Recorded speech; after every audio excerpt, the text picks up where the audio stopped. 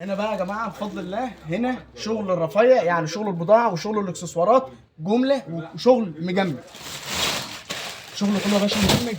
شنبرك هتلاقي فلاشاتك الخلفي اللي مش موجوده، هتلاقي عندنا يا باشا هنا اقفال. ده قفل امريكي، اللي هيشوفه وعينه هتيجي عليه هقول له كلامك مش مظبوط. التقليد بتاعه عشان يقول لي لا ده انا شايفه عند غيري. دي التقليد، ده الاصل عند اولاد عاشور وبس. قرب معانا يا باشا، قرب قرب.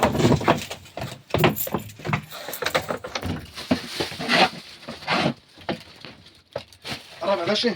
شوف دي شغل اقفال شركه فونكس الاصلي اللي ما عادش موجود، وده القفل العادي. تمام. دي سراير بالكشاف. قرب معانا يا باشا بفضل الله. اولاد عاشور مش بتوع كلام، جمله كميات فقط. اللي يعرف يعمل من ده هضرب له تعظيم سلام. افراش، جواتين، كراسي، عايز تجمع عجله من الابره للصاروخ عند اولاد عاشور داخل مركز ومدينه الشربين. سلام يا باشا.